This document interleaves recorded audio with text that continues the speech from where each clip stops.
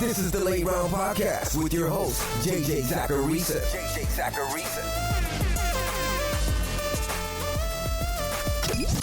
What's up, everyone? It's JJ Zacharisa, and this is episode 712 of the Late Round Fantasy Football Podcast, sponsored by FanDuel. Thanks for tuning in.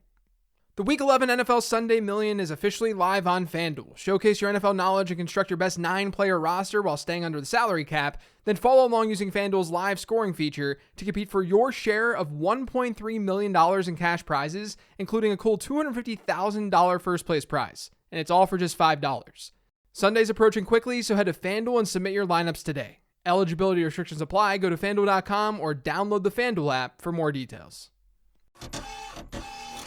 The first question this week is from Patreon, and it's from Garrett. It says, with Hollywood Brown being designated to return from IR this week, where do you stand on the outlook of the DeAndre Hopkins, Hollywood Brown, Rondale Moore trio? Hollywood was good before he got hurt, but that was before Hopkins was playing. How much do you think his volume changes coming back in light of Hopkins' return and the rise of Rondale Moore? So I got a ton of questions about Hollywood Brown this week. So let's dig into this. And I want to look at this from an analytical and projection standpoint, because that's what I do. When a team lacks alternatives in an offense, and when that team has a good pass catcher, that pass catcher is then able to capture a really high target share. We've seen that play out historically. When an elite player has no other good players in his offense, he's able to see some serious volume. And generally speaking, I want volume over efficiency in fantasy football. You want both, but you want volume first. And I bring that up because there are arguments about this kind of thing all the time. That when a player enters the picture, people ask, what happens to the existing players who are already there?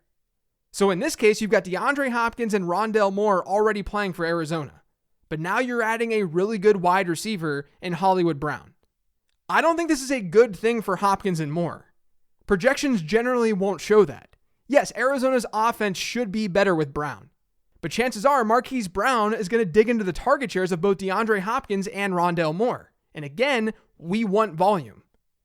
It's honestly hard for that to not be the case. Hopkins is averaging a 33% target share per game since his return. Rondale Moore has hit a 30% target share in each of his last 2 games. You don't often see 2 players from the same team capture half the team's targets, let alone over 60% of them. Now, I know most of you listening don't do projections. You shouldn't be expected to. But most projection systems work around target share and not total targets, because target share can be reactive to whatever volume numbers you're projecting at a team level for that week or for that season. A good general rule of thumb, like just generally speaking, is that elite players will see at least a 25% target share in their offense. I'm talking like the best wide receivers in the game. They usually see an even higher number, but that's at least a baseline. Very good wide receivers, they can hit that 20 to 25% range. Solid ones, they're in the high teens. And then sort of more replacement level wideouts, they're in that 10 to 15% target share range. So when you project someone like Hollywood Brown, he's likely not someone in this type of environment with a really good wide receiver in DeAndre Hopkins and a pretty good one in Rondale Moore. He's likely not going to consistently be above that 25% target share mark. I mean, even before Hopkins entered the picture, so earlier this season, Brown was hovering the 26% range. Brown is someone who's likely going to fall into that 20 to 25% range. Rondale Moore, hypothetically, a little bit below that. And maybe Hopkins maintains a 25% share. But here's the thing. The Cardinals are really lacking outside of those 3 guys. They just lost Zach Ertz, who was running the most routes at tight end across the entire league. Ertz was at almost a 20% target share in the offense. What that means is that the standard buckets that we place these wide receivers in when we're projecting, and let me be clear here, there's more to projecting target share than just saying, yeah, this guy's pretty good, this guy's okay, and so on. You're looking at team tendencies and how that player has historically performed. But I'm approaching this at a high level so you can see how this might shake out. I would anticipate all of those numbers that I just cited to get a little bit of a bump because of how mediocre the depth is in Arizona. There's a real chance the 3 wide receivers, assuming Hollywood Brown is healthy, that they can end up capturing like 70% of the team's targets. In some games, even more. What that means is that I would push Hopkins and Rondale Moore down with Hollywood returning, but they can still be viable. All 3 of them can be. I'd prefer Hopkins, then Hollywood, then Rondale Moore. It's not a good thing for Hopkins and Moore, but thankfully for them, this offense does not have a whole lot of juice elsewhere. They just really need Kyler Murray to get healthy. This last question is from @nickelplated187. It says, can we expect a similar timeshare between Montgomery and Ebner as we got with Monty and Khalil Herbert? So I also got a lot of David Montgomery questions this week. And in short, no. I don't think we'll see Ebner just take on the Khalil Herbert role. Talented players see the field. Remember that. And Khalil Herbert is a good running back. We don't know if Treston Ebner is capable of that yet. We don't know if he's good. I think he's a good explosive change of pace guy, but Herbert was more than just that. Herbert was also playing a role that I don't think Ebner would really play. We've seen Ebner take on a pass catching role at times this year, whereas Herbert hadn't seen a target in his last 3 games. So I think Ebner's an interesting stash in deeper leagues, yes. But I'm looking at Montgomery as a very solid RB2 right now. This next question is from Patreon. It's from Jeff. He says, can you explain your conceptualization of rational coaching? I hear you say it, but I also hear other analysts say it as well.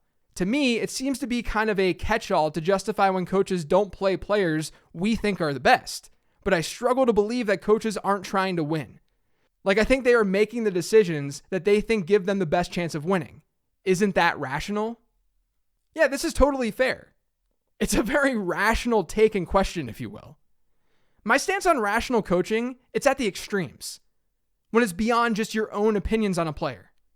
What I mean by that is, if there's a player who just literally everyone knows is better than the guy playing ahead of him, and their playing times aren't reflected to show that, then I think that you can sit back and say that the coach is not being rational.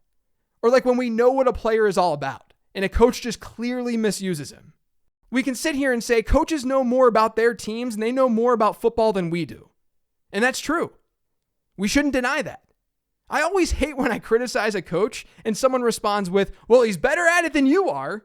Yeah, 100% he is. He's an NFL head coach. Of course he is. I'm a 30-something-year-old dude just hanging out in his parents' basement talking fantasy football. Of course these coaches know more about football than I do. But they're not flawless human beings. They're going to do dumb things. Just like you do and just like I do at our jobs. We all do dumb things. Coaches do dumb things. They do irrational things. If they didn't do irrational things, then we'd see the same thing week in and week out. But they fix things. They correct things. We would have seen Rex Burkhead in a pass-catching role all season long for the Texans if they didn't correct anything. They were wrong to start the year. That was not rational. Dameon Pierce is clearly the better running back. We could have seen Rondale Moore continue to play strictly the perimeter when DeAndre Hopkins returned. But those things don't continue because coaches look at them and they say, wait a second, why am I not just using Dameon Pierce every down? Or they'll say something like, why is Rondale Moore in the slot on just 6% of his snaps this week? There are instances where coaches are objectively not rational because no one is flawless. There are times where I think the idea of rational coaching goes way too far, yes. If that's what you're also thinking, I would say that's right, especially with running back workloads. Like with Dallas. Yes, I want Tony Pollard to see all of the touches in the Dallas backfield. But Ezekiel Elliott is a different kind of back who does different things than Tony Pollard does. It's not totally irrational to have Pollard not be a bell cow when he's playing with Ezekiel Elliott. What we can say, though, is that Tony Pollard at least deserves more touches than what he was seeing earlier this season. We can meet in the middle. So hopefully that helps. I think with the idea of rational coaching, it's sort of this intersection of very obvious situations where they did something dumb and understanding that these coaches are not flawless. It's okay to be critical. It's okay to say that they didn't do everything right. Coaches in front offices do stupid stuff all the time. It doesn't mean that you're better than them if you criticize them. It just means that you can point out what that dumb thing is in that one very specific situation. But these guys are smart people. They know the game better than any of us. But that doesn't mean that they're always right. This next question is from @JacobDeal_film. It says, what's Kadarius Toney's true ceiling? Could he be the next Tyreek Hill, or is that too far of a comparison? Look, I like Kadarius Toney entering the season. There were a lot of underlying metrics pointing to Toney being the right kind of risk-reward selection where he went in fantasy drafts. But I'm trying to be as reasonable as possible here with him in Kansas City. From the start, it was obvious that this was probably the best fit imaginable for his skill set. The Chiefs will find ways to get him in space to work his magic, because when he has the ball in his hands, he is incredible. And I do think that he should be rostered everywhere. Like I said in the 15 transaction show, he's scoring fantasy points at a higher rate per target than any wideout in football right now. It's a small sample, but still. We're doing a whole lot of projecting, though, if we're thinking that he could be Tyreek Hill. He's yet to even hit a 50% snap share in their offense. And that was in a game last week without Mecole Hardman and with Juju Smith-Schuster leaving with a concussion. You're hoping that Toney just keeps going up and up in this offense from a snap share standpoint.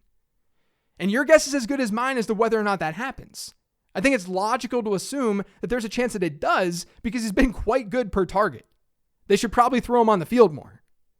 There's also some injuries in that offense. But the Chiefs might sit there and they might say, you know what? We like him in more of this part-time role. I know that's a crappy answer for a fantasy analyst to give you, but it's a true answer. What we need to care about is what's actionable here. And what's actionable is stashing him wherever you can because his talent profile is there. If I'm being more realistic about what his projected ceiling is, it's probably like a volatile wide receiver 2. Projection-wise, it's more like a wide receiver 3 or 4. And I don't say that to mean that I'm down on him. I'm just being realistic given trajectory and usage and what else is on that roster. So my advice is to keep stashing him and be pleasantly surprised if he really, really hits.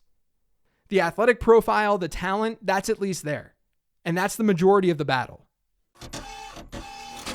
This next question is from @FantasyBrains1. Would you prefer Cole Kmet or Tyler Higbee rest of season?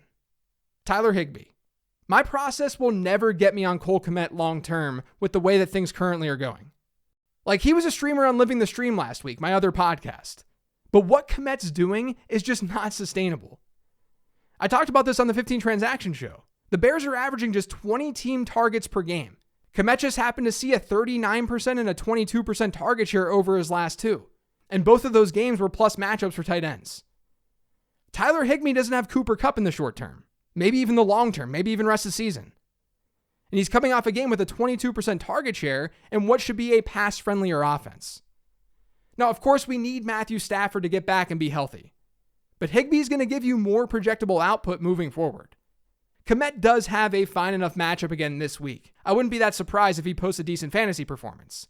But down the stretch, rest of season, give me Higbee in the volume. The last question this week is from @GoVikes0910.